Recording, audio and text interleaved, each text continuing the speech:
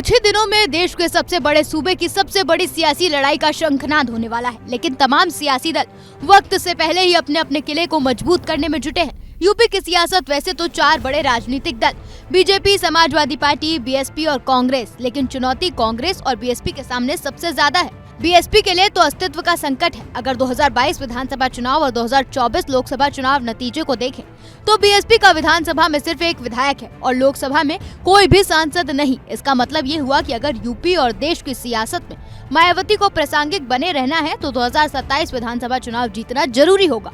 ऐसे में मायावती ने बीएसपी संगठन में आमूलचूल बदलाव के तहत अपने भतीजे आकाश आनंद को अहम जिम्मेदारी सौंपी है। यूपी फतेह करने के लिए बीएसपी सभी जिलों में रोड शो और सभा की रणनीति पर काम कर रही है। बीएसपी के मुख्य राष्ट्रीय समन्वयक आकाश आनंद हर जिले में जाएंगे और आम लोगों से संवाद करेंगे। अब सबसे बड़ा सवाल ये है कि आकाश आनंद पर दाव लगाने के पीछे की वजह क्या है।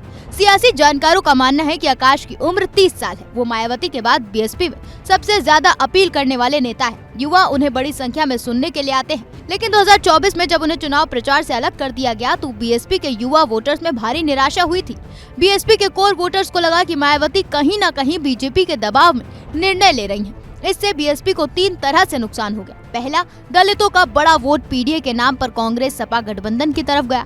दूसरा, बीएसपी साल 2024 में खाता नहीं खोल सकी, जबकि 2019 में पार्टी के 10 सांसद थे। तीसरा, आजाद समाज पार्टी के चंद्रशेखर आजाद नगीना से सांसद बनने में कामयाब हुए।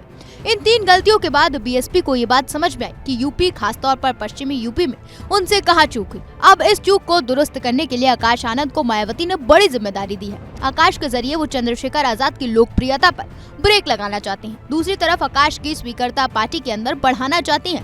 साथ ही बीएसपी इस रणनीति पर भी काम कर रही है कि दूसरे दलों के कार्यकर्ता और नेताओं को पार्टी में शामिल कर ये संदेश दिया जाए कि बीएसपी कहीं से भी कमजोर नहीं है।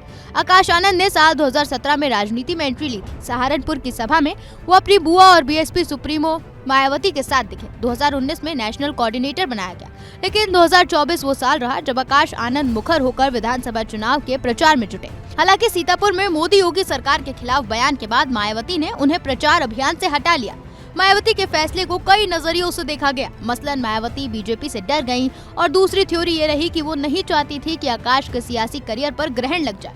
और अब फिर से 2027 के लिए आकाश पर मायावती का विश्वास यूपी की सियासत में नई कहानी लिख सकता है।